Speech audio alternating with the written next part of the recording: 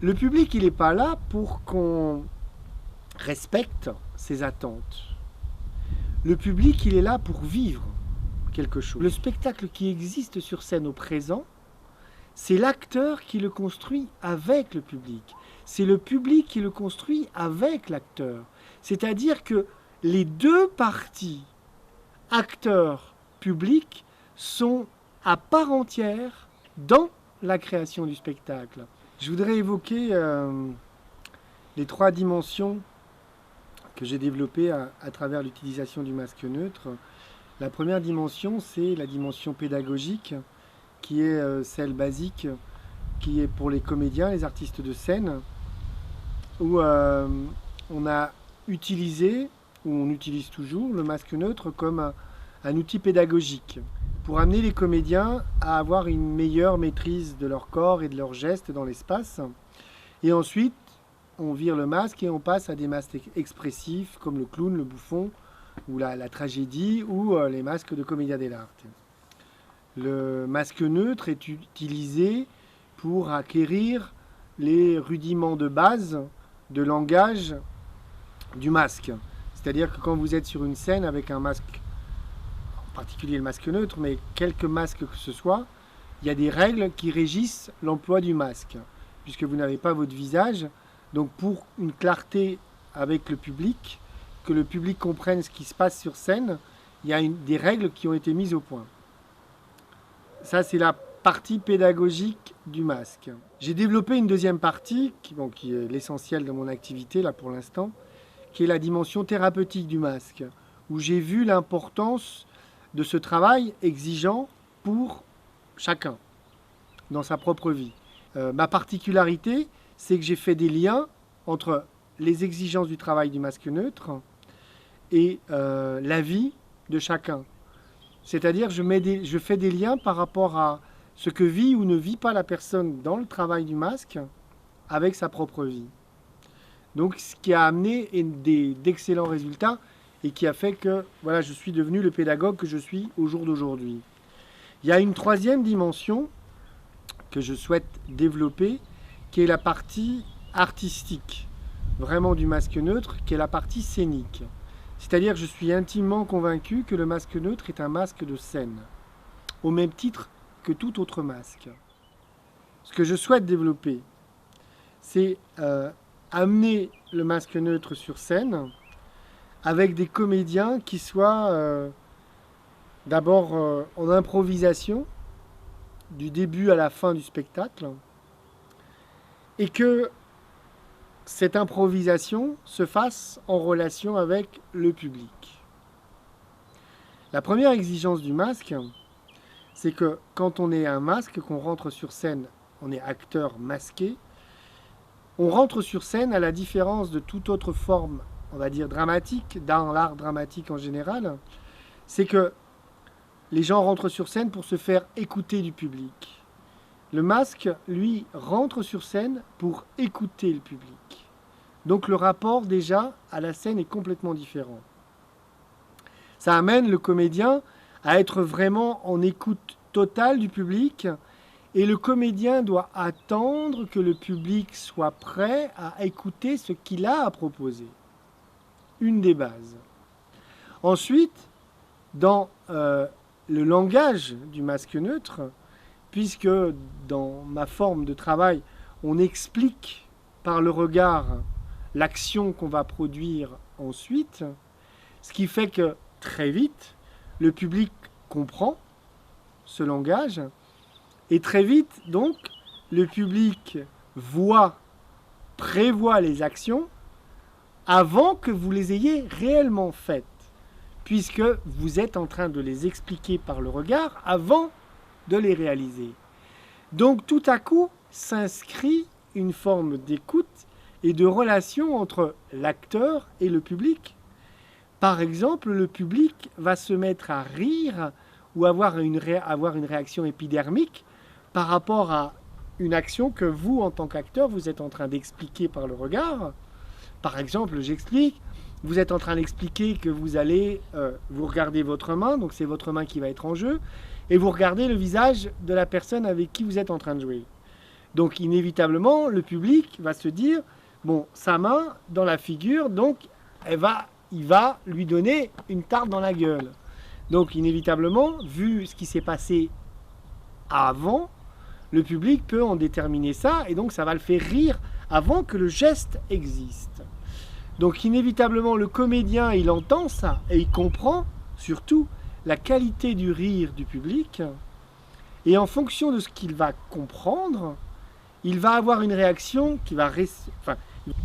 il va respecter l'action qu'il a expliquée, c'est-à-dire sa main qui va aller au visage de l'autre, mais au lieu que ce soit une gifle comme le public l'a compris, il va faire peut-être une caresse ou il va faire un tout autre geste, mais en relation avec son visage.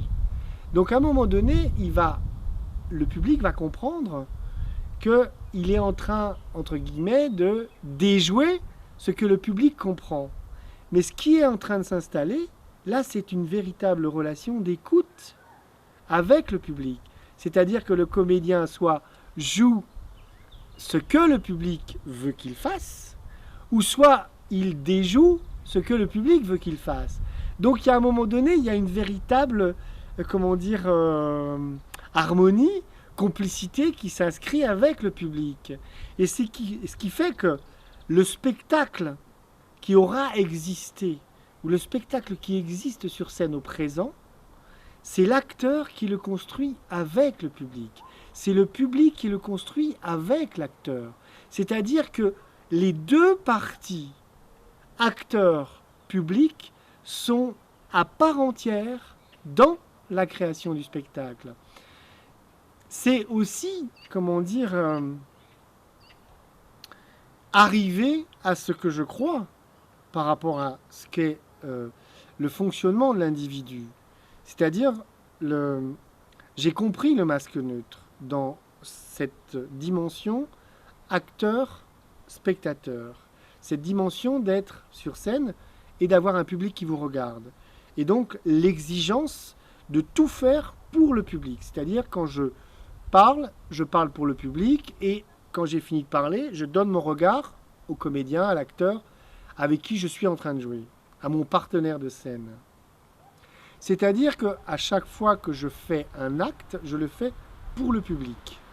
Et avant de le faire, je l'explique au public. Ce qui fait que cette dimension acteur-spectateur est une relation essentielle dans l'aventure masque neutre. Et cette relation essentielle, je l'ai ramenée dans la dimension thérapeutique à la relation essentielle de soi à soi-même, c'est-à-dire qu'on soit en relation d'acteur et de spectateur dans la vie, c'est-à-dire que dans la vie, si on me dit quelque chose, c'est ma partie publique qui reçoit l'information, et c'est aucunement l'acteur qui est perturbé par l'action, enfin la parole qu'on m'a dite, l'injure ou les propos déplacés qu'on a pu me dire, puisque c'est ma partie publique intérieure qui l'a reçu. Quand on est acteur, on est dans l'acte. Quand on est spectateur, on est public. Et ces deux notions doivent être vraiment bien séparées. Et c'est cette croyance-là que j'ai mis et qui apporte autant de excellents résultats pour tout un chacun par rapport à une formation personnelle, en développement personnel, que je voudrais voir cristalliser, vivre sur une scène de théâtre. J'ai constaté qu'à la fin de chaque stage de masque neutre avec des comédiens, quand je leur disais on va faire un spectacle, on va présenter, là vous invitez des potes, des gens pour qu'on présente quelque chose. Oh, mais tu rigoles, t'es malade et tout. Putain, mais c'est de l'impro, on n'a rien préparé et tout. Je dis mais non, on va faire en impro. Non, mais on n'est pas prêt. Je dis mais attendez, il ne s'agit pas d'être prêt. Il s'agit d'être dans le plaisir et l'envie. C'est tout. On fait, mais soyez dans l'écoute de ce qui se passe avec le public. Les gens étaient sous une pression terrible, les comédiens, et puis bon, les gens qui venaient, public, venaient en se disant masque neutre, mon Dieu, ce masque-là, qui n'a aucune expression. qui au départ peut dégager une certaine froideur, une dimension un peu extraterrestre. Et tout à coup, se passait sur scène le plaisir que les comédiens avaient sur scène à jouer, transpirait dans le public, et les gens pissaient de rire pendant, je sais pas, la demi-heure ou l'heure que durait la présentation. Et c'était des petites thématiques, genre, je sais pas, on va faire le travail des contes, on va travailler sur le petit chaperon rouge, et puis les gens partaient sur l'histoire du petit chaperon rouge. Bien évidemment, les comédiens, tout le monde connaît l'histoire du petit chaperon rouge. Comment ça se passe au présent? Et si je fais quelque chose et que je donne mon regard à mon partenaire, qu'est-ce que comprend mon partenaire de la proposition que je viens de lui faire? Et comment il va me répondre? Et comment je vais répondre à sa proposition?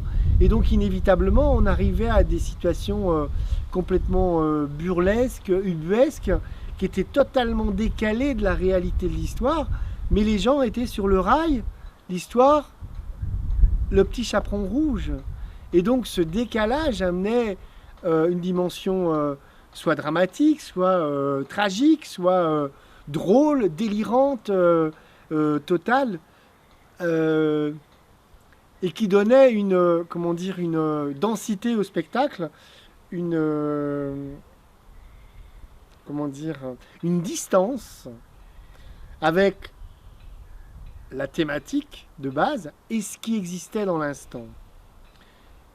Qu'est-ce que le public vient voir?